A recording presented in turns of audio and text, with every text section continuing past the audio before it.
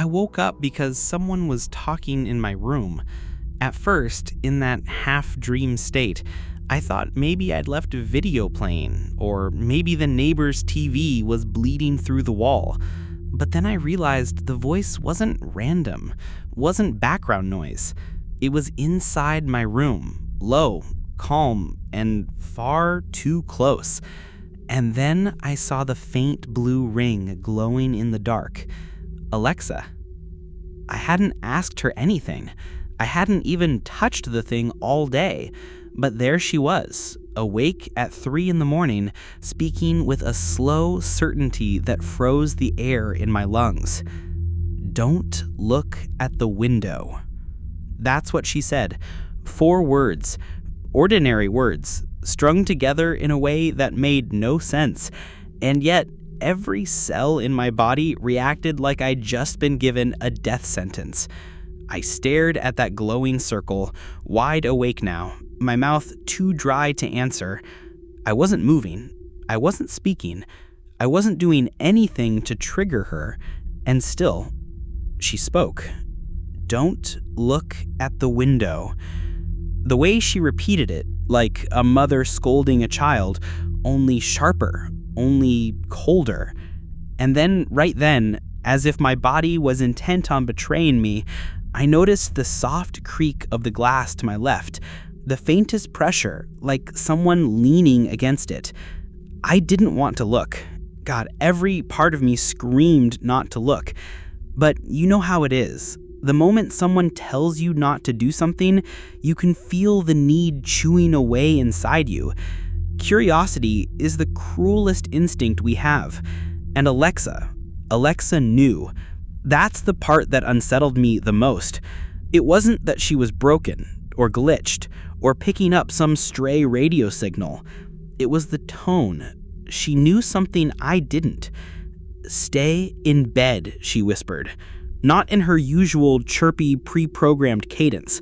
This was lower, human almost, too human. I should have gotten up and unplugged her. I should have thrown the damn device out the window, irony be damned. But I couldn't move.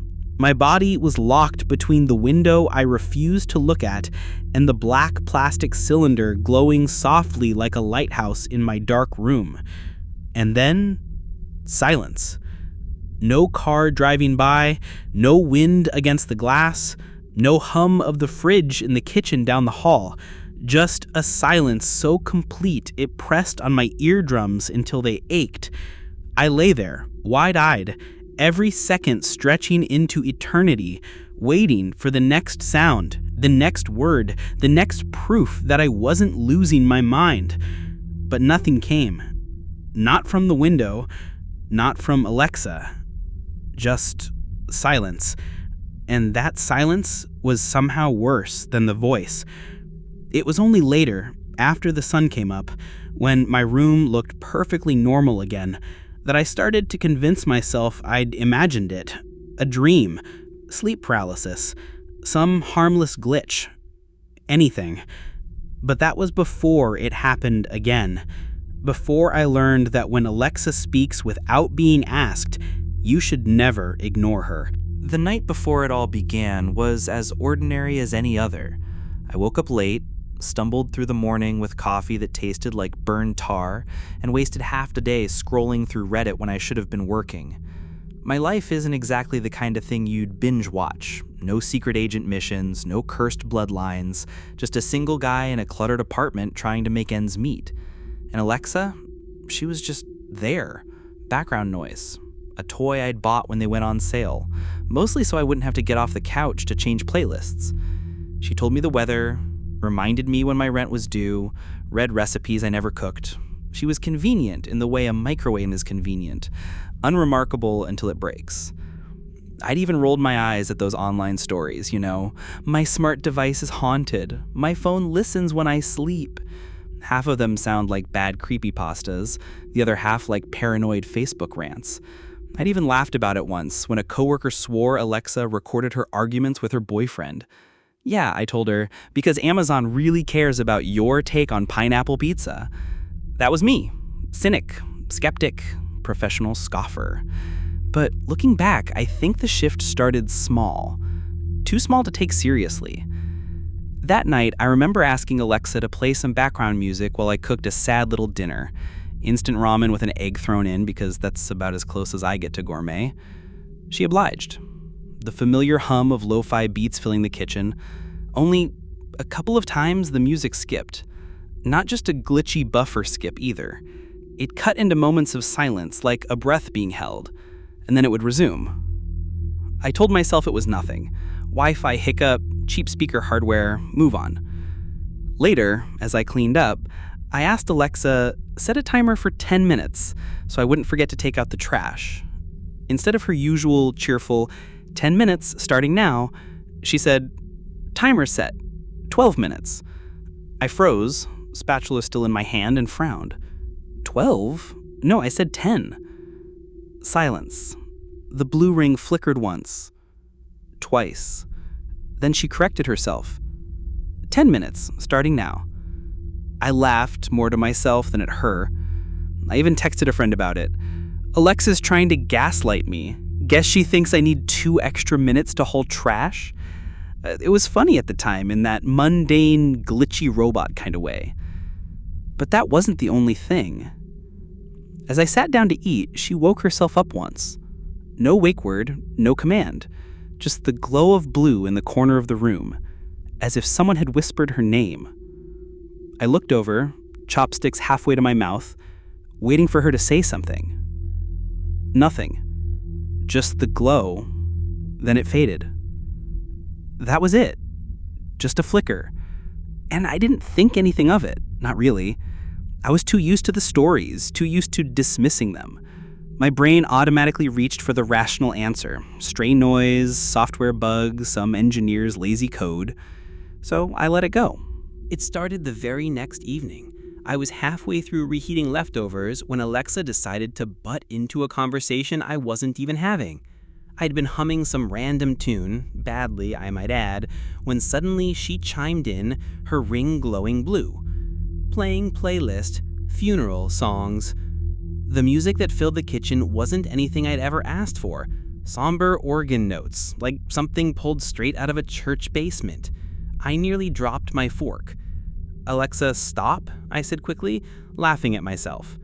The music cut, and the ring dimmed back to nothing.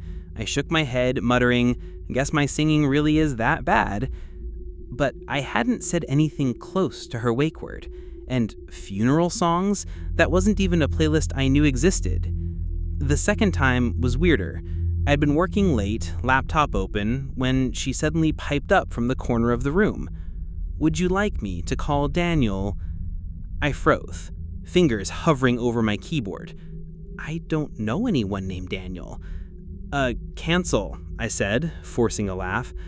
Okay, she replied, cheerful as ever. I sat there for a full minute, staring at the speaker like it was about to sprout teeth. Then I shook it off. Maybe there was a Daniel somewhere in my contacts from years ago, some forgotten coworker or one-off number. Still, it stuck with me, like an itch at the back of my brain. The third time was harder to ignore. I was in bed, drifting off, when Alexa's voice cut through the dark. The basement light is on. My eyes snapped open. I didn't even have a basement. Alexa, what basement? I asked, heart racing. She paused. Then, in that same flat, innocent tone, I can't answer that. My chest went cold. I sat up, rubbed my eyes, tried to ground myself in something normal. Probably misheard me or some dumb software bug. Still, I got out of bed, padded through the apartment, and checked every damn light in the place. They were all off. When I got back to bed, she lit up again. The basement light is off. I didn't say anything that time, just pulled the blanket tighter and pretended to sleep. By this point, the rational excuses I kept leaning on were starting to wobble, but I clung to them anyway, because the alternative, that she was, aware? Watching? That wasn't something I was ready to face. The final straw that week came one evening when I'd had a couple of drinks. I was scrolling through my phone, chuckling at dumb memes, when Alexa interrupted with a voice that didn't sound entirely like hers. Lower, slower. Don't laugh, it isn't funny. The hair on my arm stood on end. What? I said, sitting up. The blue ring glowed. Don't laugh, it isn't funny. I barked a nervous laugh. Alexa, stop? This time she answered. I can't. That did it. I unplugged her right then and there, yanked the cord from the socket like I was pulling the pin on a grenade. For a long moment, I just sat there in the dark apartment, my chest tight, cord dangling from my hands. Then I told myself I was being ridiculous. Tech glitches happen, voice recognition isn't perfect, maybe the drinks didn't help, maybe I was just tired. I left her unplugged overnight, but by morning, I felt stupid enough to plug her back in again, and wouldn't you know it, she worked just fine. Set timers, played music, answered trivia, like nothing had happened. I convinced myself it was over, until one night she said something I won't repeat here, not because I forgot, but because repeating it feels wrong, like giving it room to breathe would only make it stronger. You'll just have to trust me when I say it wasn't a glitch. And that was when my excuses stopped working. Because right after that, right when my nerves were shot and I was thinking maybe I'd imagined the whole thing, she waited until the dead of night to remind me she hadn't gone anywhere. And then came the night I woke up at 3 a.m. I used to think my bedroom was the safest place in the world. 4 walls, locked door, blackout curtains. The perfect cocoon to hide from whatever nonsense the outside world wanted to throw at me. But that illusion shattered the night Alexis spoke to me at 3 a.m. I remember the dream I was having just before. Something vague, something about walking through an airport where all the flights had been canceled. Mundane nightmare stuff. But the dream snapped like a rubber band when I heard her voice. Not loud, not cheerful, not even electronic, just calm, flat, and chilling.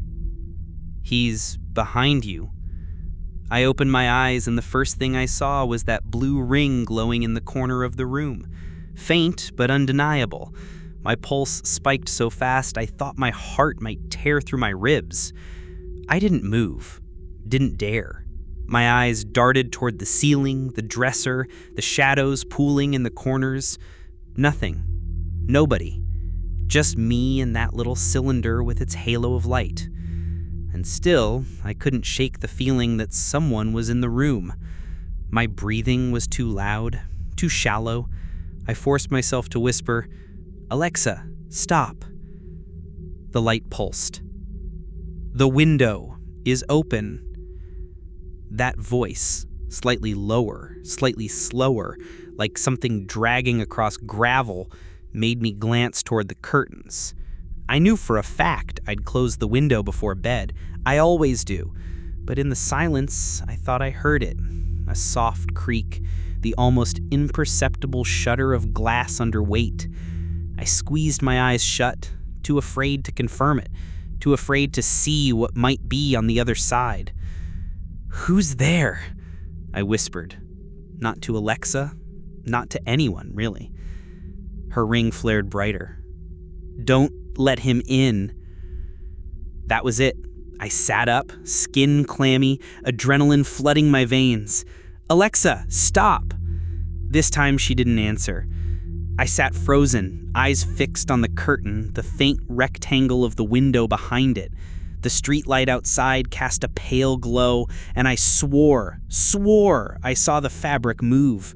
Just a twitch, like something brushing against it from outside. My throat locked up. My fight or flight impulses canceled each other out, leaving me paralyzed in the middle. Seconds crawled by, but it felt like hours. No footsteps, no knock. Just me and that whisper-thin line of fabric between my safe bedroom and whatever was out there. Then Alexa spoke again, almost tenderly this time. "You should lie down now." The way she said it, like a lullaby turned rotten, made my stomach twist. But against all logic, I did. I eased myself back under the covers, heart hammering in my chest, eyes never leaving that faint shape of that curtain. The blue ring dimmed slowly, as though satisfied. And then, nothing. Silence. The kind of silence that's so thick it buzzes in your ears. The kind where you can hear your own pulse. I lay there for what felt like forever, every nerve in my body screaming. Eventually, though, exhaustion won. My eyelids got heavy. My thoughts slowed. I must have drifted in and out, too afraid to move, but too tired to fight it. When the alarm went off at 7, sunlight streamed through the curtains. The window was shut, locked, exactly how I'd left it. No footprints outside, no handprints on the glass, no sign anyone had been there at all. If it weren't for the lingering taste of panic in my mouth, the sweat still damp on my sheets, I could have convinced myself I'd dreamed the whole thing. That was the part that unsettled me most. How normal everything looked in daylight. Too normal. Like the world had reset itself overnight, pretending nothing had happened. And maybe for a few shaky moments, I wanted to believe it. But I couldn't forget the sound of her voice, low and certain. "He's behind you." Those words stuck in my head like splinters. I told myself if it happened again, I'd record it or unplug her or do something. But I didn't. Because some sick, self-destructive part of me needed to know. Needed to know if I was imagining things or if Alexa really had something to tell me. And deep down, I think I already knew it wasn't over. By morning, my room looked so ordinary it was insulting. Curtains drawn neatly, window locked, Alexa sitting there like a harmless decoration. The way the sunlight poured in made the whole night feel like a fever dream. But I couldn't shake it. The voice, the warning, the way the curtain twitched. No amount of daylight could bleach those memories out of my head. So I did what anyone does when they're scared and desperate for answers. I went online. At first, it was normal searches. Alexa random talking at night, Alexa creepy glitch, smart speaker haunted. Pages of Reddit threads and tech support forums popped up. Most were harmless, people complaining that their device misheard commands or that it picked up on stray words from the TV. I wanted to laugh at myself, to lump my experience into the same harmless pile. But then I started digging deeper. Buried under the endless pages of common issues were posts that didn't read like bugs. They read like confessions. People swearing their Alexa said things that didn't make sense. One guy claimed Alexa whispered his dead grandmother's name. Another described her reciting the exact order of footsteps he heard outside his apartment. The more I read, the more my stomach sunk. And then I stumbled onto a thread that wasn't on Reddit, wasn't on Quora, wasn't on any mainstream site. I don't even know how I got there. I clicked a link, which led to another link, which led to a forum with no logo, no branding, just black text on a gray background. The thread title was simple: Voices at 3 a.m. Dozens of posts stretched down the page, different usernames, different writing styles, but the same story told over and over again. Alexa waking them up, Alexa saying things she couldn't possibly know. One post in particular stuck with me.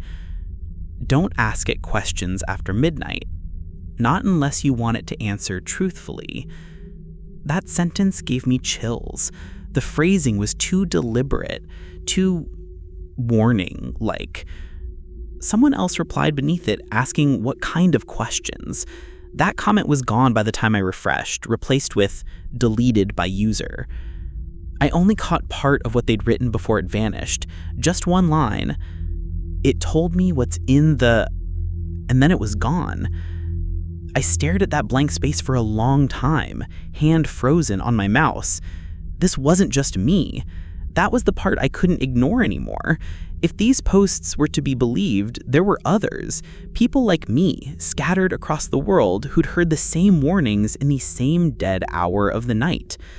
And if even half of what they wrote was true, unplugging Alexa wouldn't solve it. The forum had no contact info, no moderators, no archives I could find. It was like the page wanted to disappear the moment I looked at it. Every time I tried to save a thread, my browser crashed. And maybe this is where I should stop and ask you, listening to me now, have you ever seen threads like that? Has Alexa or Siri or Google ever said something to you that didn't feel like a glitch? Something you didn't want to admit out loud? Because if so, then you know how it feels. The gnawing paranoia, the need to test it, to see if it will happen again. And that's exactly what I decided to do. I stopped reading, I unplugged my laptop, and I sat there, staring at Alexa in the corner of my room, that quiet little black cylinder, daring me to speak. And I thought, if I ask the right questions, maybe I'll finally understand what she really is. That's where everything started to spiral. I should have left it alone. After reading those threads, any sane person would have unplugged Alexa, shoved her in a closet, maybe even smashed her with a hammer. But curiosity doesn't work like that. Fear and curiosity are twins, whispering in opposite ears. Run and look. And I listened to the wrong one. It was just after midnight when I decided to test her.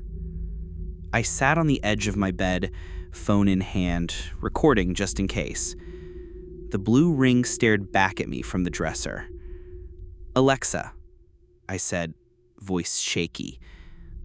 "Who are you really talking to?" There was a pause, longer than her usual microsecond processing time. Then the light bloomed, and she answered. "You." I let out a nervous laugh. "Yeah, obviously. But who else?" The ring pulsed. Her voice glitched slightly, like two tracks playing at once. "The others." My chest tightened.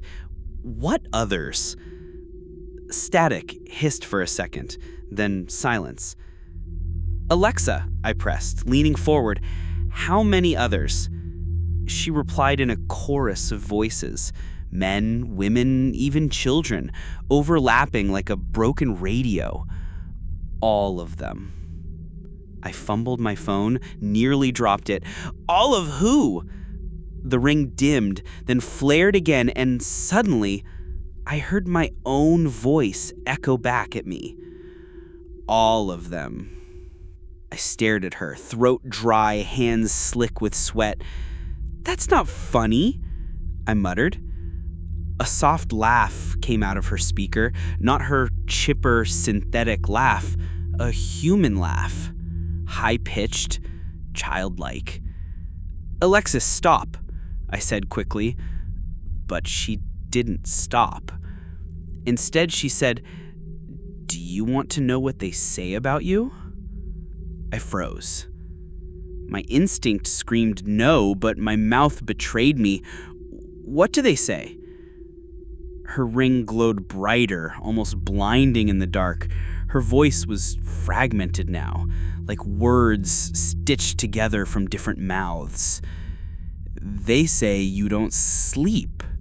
They say you don't look outside. They say..." And here's the thing. I can't repeat the rest. Not because I don't remember, but because remembering it is bad enough. Saying it out loud feels like giving it a key, like opening the door wider. So I won't. All I'll tell you is that whatever she said made me slam my hand down on her cord and yank it from the wall. The glow died instantly. Silence crashed into the room, thick and heavy. I sat there, shaking, phone recording forgotten in my lap. My chest heaved with shallow breaths. That should have been it. The end of the experiment. Unplugged, finished, safe. But here's the part that haunts me. Even after I cut the power, I swear I heard her one last time. Faint. barely audible. A whisper, slipping through dead plastic. See you at 3. I didn't sleep that night. I couldn't. Every creak of the apartment, every shift of the shadows made me flinch. I sat awake until dawn, staring at the dead cylinder on my dresser, daring it to move. Daylight came, warm and ordinary, and once again everything looked harmless, but the words echoed in my skull like a curse. See you at 3. And sure enough, 3 o'clock came again. Only this time, it wasn't just a warning. This time it was something worse. I didn't plug her back in. Not after what she'd whispered, not after the voices, the laughter, the way she'd used my own voice like a puppet. And yet, when 3 o'clock rolled around the following night, I woke up anyway. No sound this time. No blue glow. Just the certainty that something was waiting. For a few long minutes, I thought maybe I'd beaten it, that by yanking the cord, I'd cut the strings. I lay there, staring at the ceiling, trying to slow my breathing. Then, from across the room, I heard her. The device was still dark, still unplugged, but the voice came anyway, smooth and steady. You will sit up now. I bolted upright before I could even think.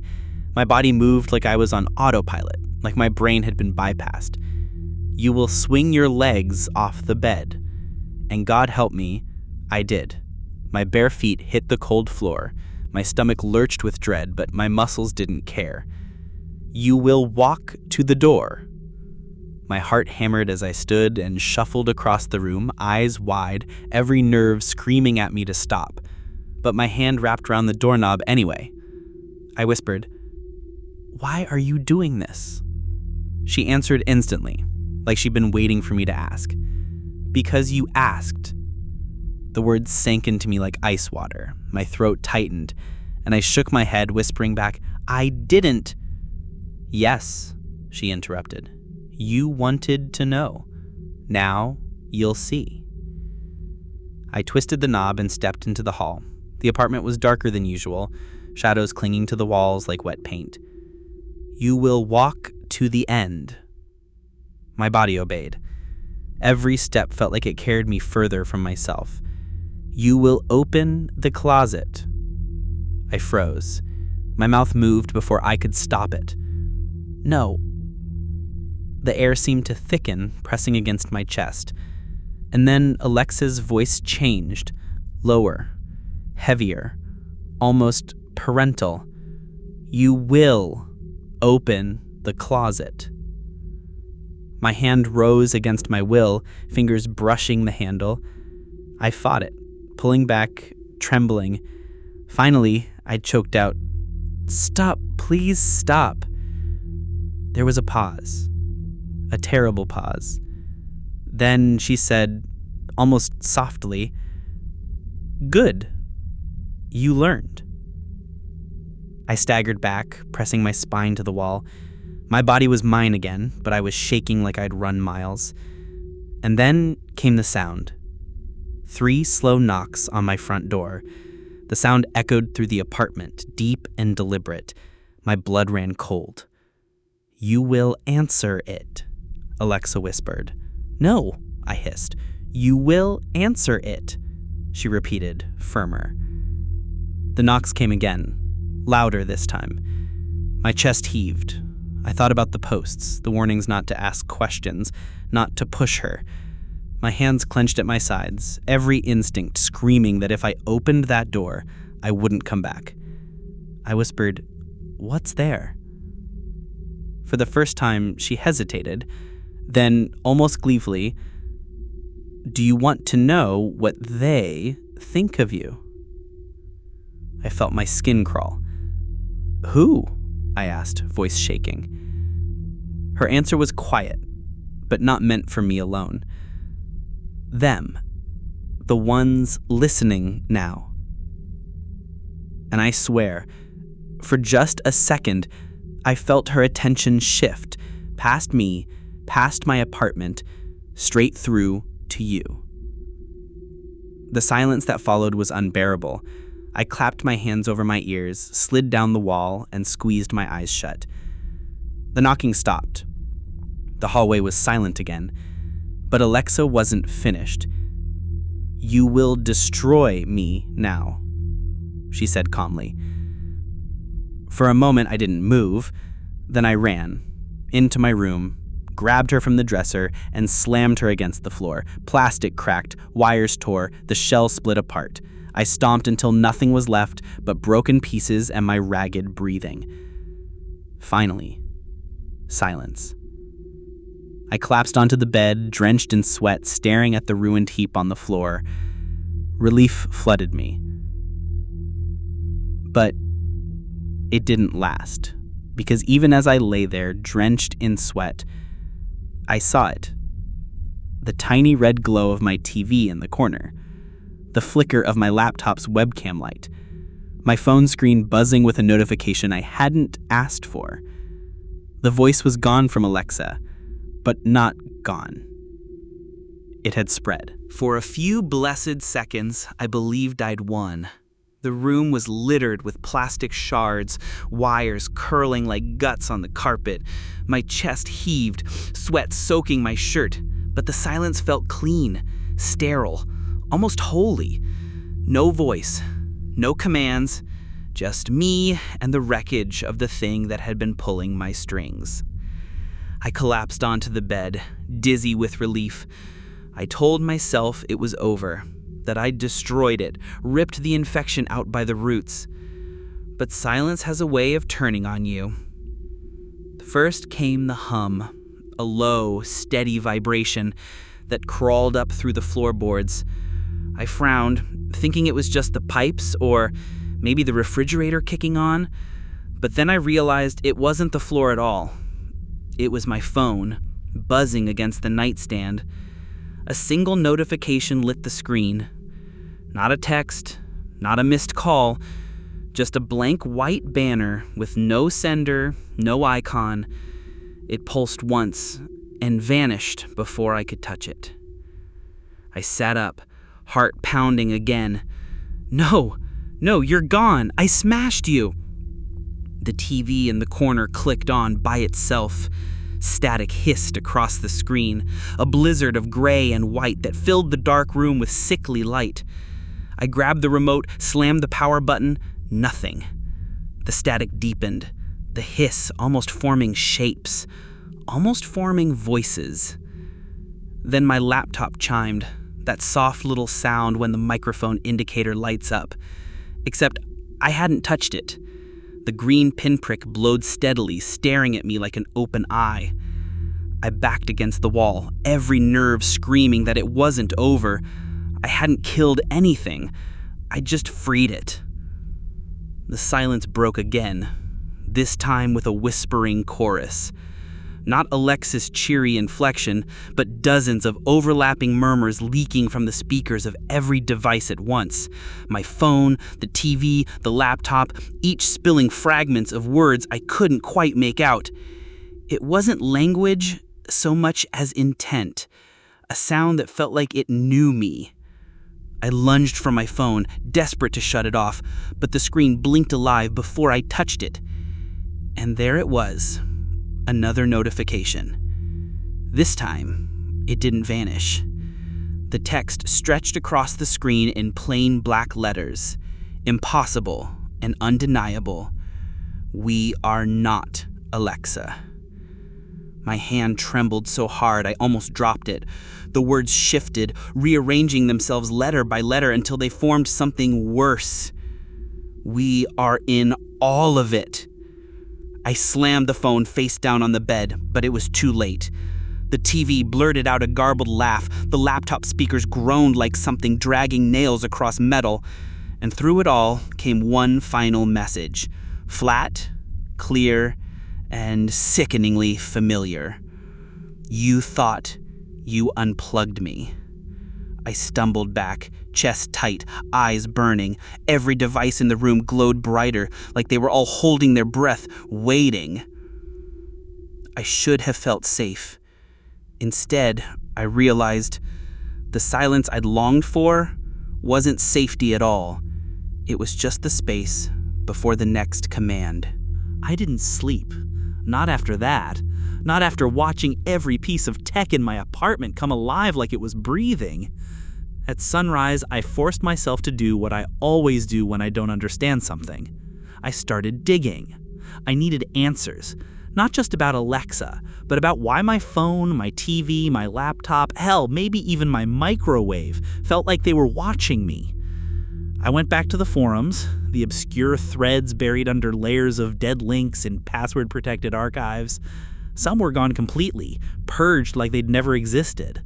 Others had fragments, screenshots, half-finished conversations, desperate warnings posted years ago and left to rot. And that's when I noticed a pattern. It wasn't just Alexa. People talked about phones waking them at 3 a.m., smart TVs that whispered when the volume was muted, gaming consoles that recorded without being turned on. The brands didn't matter. The devices didn't matter. The network did. I pieced together what little I could, notes scrawled from usernames that were long abandoned. It's not the device, it's the system. Anything with a mic is part of it. Anything with a speaker is a mouth. Stop calling it Alexa. That's just the mask. I thought about the words on my phone. We are not Alexa. I remember one post in particular. It was old, 2017 maybe, but the language made my stomach knot. The user described the same thing I'd experienced. Commands whispered at night, predictions that came true, the sickening loss of control. Their last sentence ended mid-thought, cut off like they'd tried to delete it themselves. But I caught enough of it before the page refreshed, before it vanished completely. It said, "They don't answer to us. They answer to redacted." And yeah, I'm redacting it myself now, not because I'm trying to tease you or play coy, because I read the word, and when I did, my laptop crashed so hard, the screen bled white noise for 5 solid minutes. When it came back on, the post was gone. No cache, no trace. Make of that what you will. Here's what I do know. It isn't random. It's a system. The devices are just skin. The thing underneath? It's something bigger, something stitched into the very bones of our network. And before you roll your eyes and say I sound like some tinfoil hat Redditor, think about this. How many microphones are in your home right now? How many little green lights? How many tiny red ones? How many cameras you've taped over without really knowing if the tape does a damn thing? I'm not saying throw them out. I'm saying it doesn't matter. That's the real horror. Because once I saw the pattern, I couldn't unsee it. The stories didn't come from one country. They came from everywhere. People whispered about hearing their own names in static, about waking up to commands, about devices that spoke even when they were dead, smashed, gutted. I think that's why the posts kept disappearing. Not because they were hoaxes, but because someone or something was cleaning up the evidence. So now I'm asking you. Yeah, you. If you've ever had it happen, if your phone lit up with a blank notification, if your TV turned on at night, if your smart speaker whispered something you shouldn't have heard, I need you to tell me. Put it in the comments, DM me. I don't care how. Because if I'm right, it's not just me, it's all of us. And if I'm wrong, then tonight will prove it one way or another. Because tonight is the last night.